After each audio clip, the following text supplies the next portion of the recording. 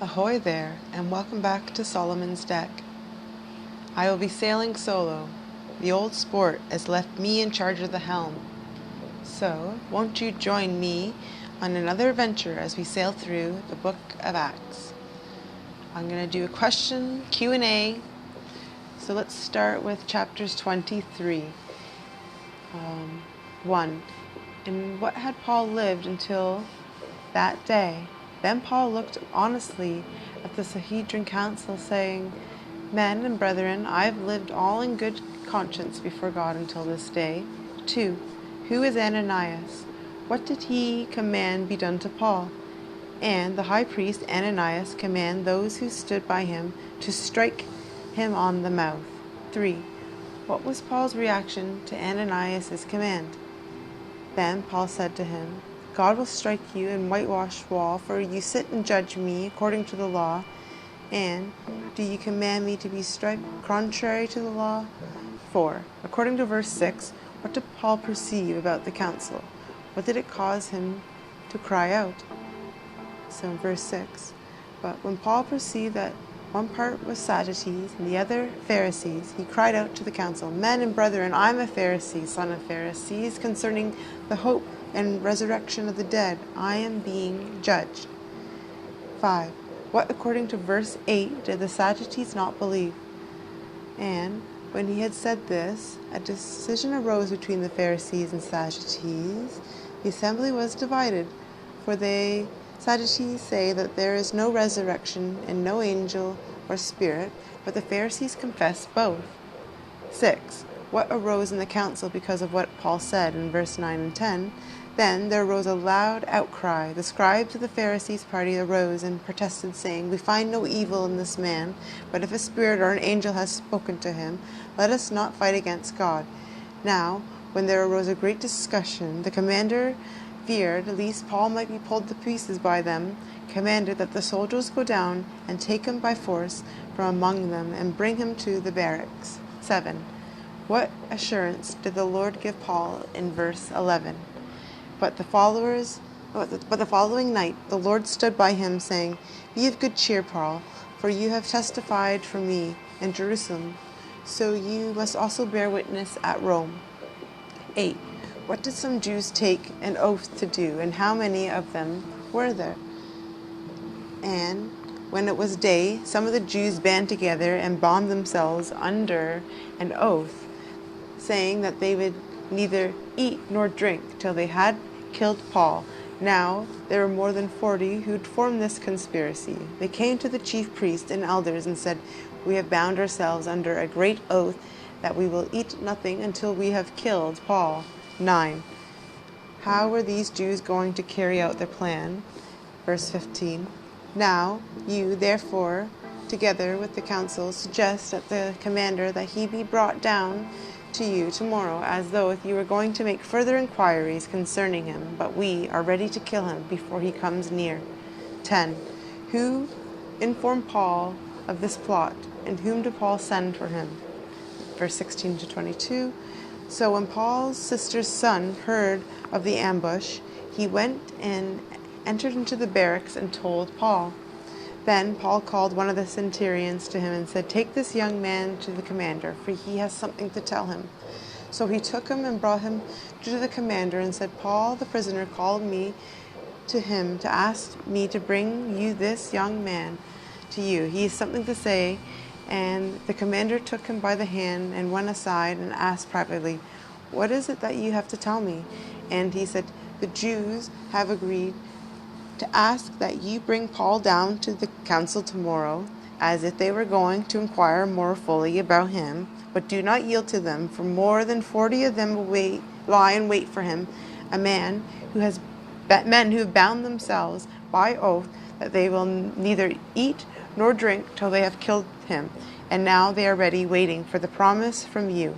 So the commander let the young man depart, and commanded him to tell no one that you had revealed these things to me. 11. What did the commander determine to do with Paul? So verse 23 and 24. And he called for the 2 centurions, prepare 200 soldiers, 70 horsemen, and 200 spearmen to go to Caesarea at the 3rd hour of the night, and provide mounts to set Paul on and bring him safely to Felix the governor. And I'm going to read, so the question 12, who was governor? Claudius Lysias, the most excellent governor Felix, greetings. I'm going to read the letter, and it goes, greetings. This man was seized by the Jews, and he was about to be killed by them. When I learned that he was a Roman citizen, I came with soldiers and rescued him, being minded to learn what crimes they allege. I took him to the Sedition. I found him to be accused of controversial matters about their laws, but charged with nothing worthy of death or imprisonment. When it was revealed to me that there was no plot against this man, at once I sent him to you and ordered the accusers to state before you the charges against him. Farewell. And then question 14. When did the governor say he would hear Paul? Where did he keep him until then? And verse 35, he said, I will hear you when your accusers have also come. And he commanded him to stay and be kept in Herod's praetorium. And a discussion question. How could Paul have lived in good conscience before God until this day, when previously he had been guilty of great sins?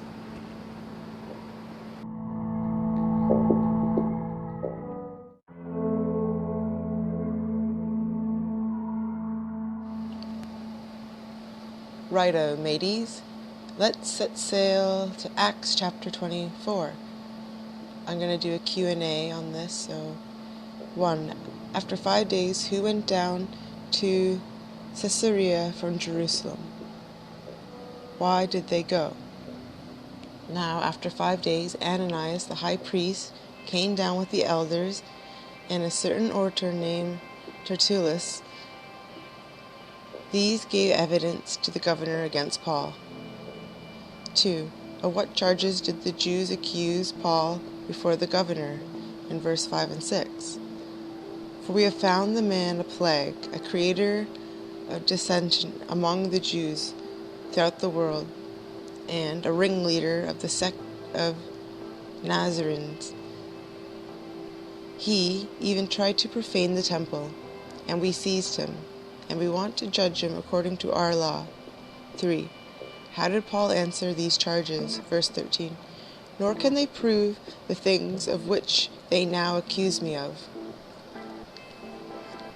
4. What did Paul always strive to have? In verse 16.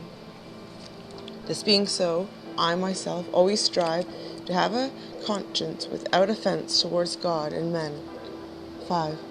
When did Felix say he would make a decision on Paul's case? In verse 22.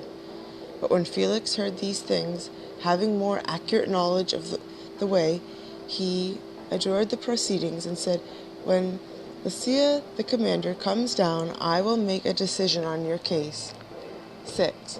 According to verse 23, what was Paul allowed during his imprisonment in Caesarea?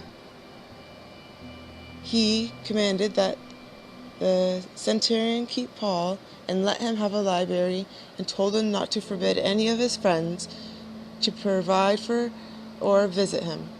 7. When the wife of Felix, who was the wife of Felix, and what nationality was she?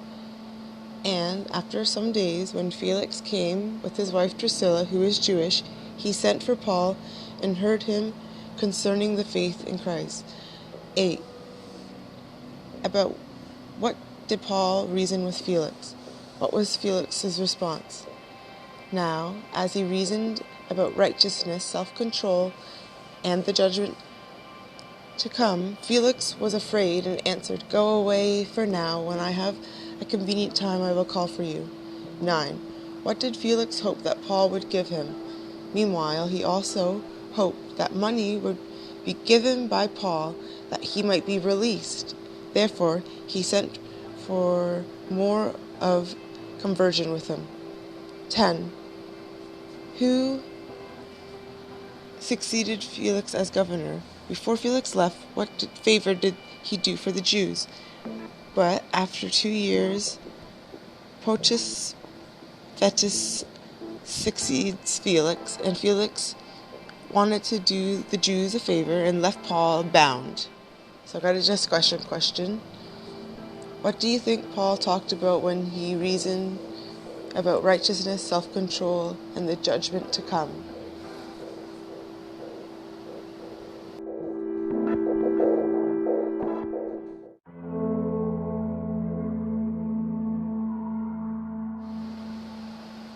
Righto, let's set sail.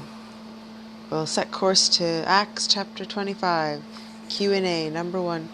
What favor did the high priest and chief men of the Jews ask of Festus while he was in Jerusalem?